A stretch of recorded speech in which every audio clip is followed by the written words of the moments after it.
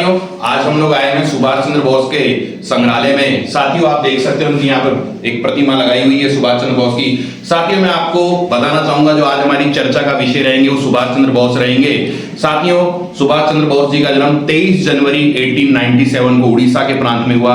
साथियों, आज वर्तमान सरकार के द्वारा इनका जो जन्म दिवस है वो जन्म दिवस पराक्रम दिवस के रूप में मनाया जाता है। मैं उनके जीवन से जुड़ी हुई कुछ बातों के ऊपर यहाँ पे प्रकाश डालूंगा। जैसा कि आप साथियों देख सकते हो कि सुभाष चंद्र बोस ने 1920 में सिविल सेवा की परीक्षा पास की थी, लेकिन देश के राष्ट्रीय आंदोलन के हालातों को देखते हुए उन्होंने सिविल सेवा की परीक्षा से त्याग पत्र दिया और भारतीय राष्ट्रीय आंदोलन में भाग लिया। उन्होंने बहुत बड़ी बात कही थी कि अगर मैं सिविल सेवक के रूप में रहूंगा तो मैं भारतीय लोगों पर राज करूंगा, और अगर मैं राष्ट्रीय आंदोलन में भाग लेता हूं तो मैं लोगों के दिलों पर राज करूंगा। तो मैं कह सकता हूं साथियों, आज तक सुभाष चंद्र बोस हम लोगों के दिलों पर राज करते हैं। साथियों, आगे जाकर हम बात करते हैं कि नेहरू रिपोर्ट के भी सदस्य रहे थे सुभाष चंद्र बोस। सुभाष चंद्र बोस को 2 बार कांग्रेस की अध्यक्षता का अवसर प्राप्त हुआ, अध्यक्षता करने का 1938 और 1939।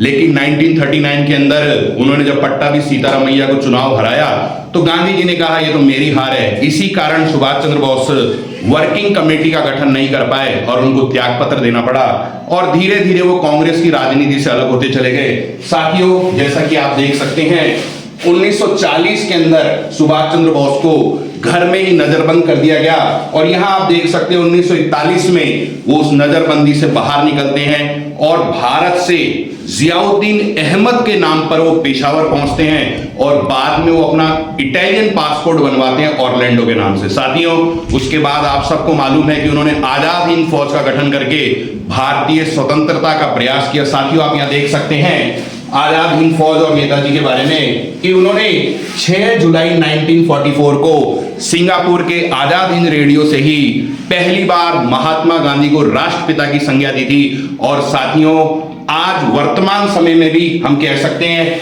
कि उनका जो मृत्यु का प्रमाण माना गया है वो 18 अगस्त 1945 है, लेकिन साथियों आज तक इस तिथि की पुष्टि नहीं हो पाई है।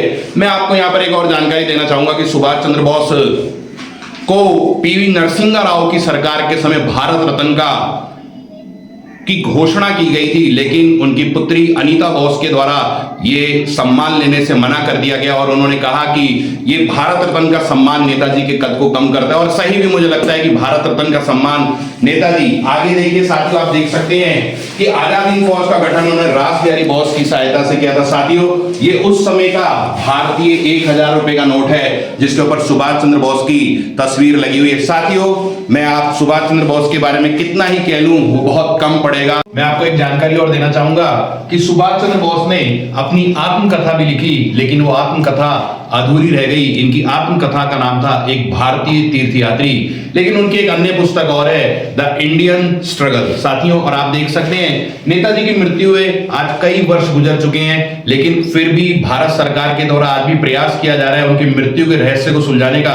3 आयोग उन पर आज तक वर्तमान समय तक उनकी मृत्यु की जांच के लिए बन चुके हैं। पहला आयोग जो बना था शहनवाज आयोग बना था नेहरू जी के समय, दूसरा आयोग बना खोसला आयोग इंदिरा गांधी के समय, और तीसरा आयोग बना मुखर्जी आयोग अटल बिहारी वाजपेयी के समय। लेकिन आज वर्तमान समय तक भी उनकी मृत्यु की रहस्य को हम सुलझा नहीं पाए हैं। वीडियो अच्छी लगी हो तो लाइक करिएगा, शेयर करिएगा। धन्यवाद साथियों।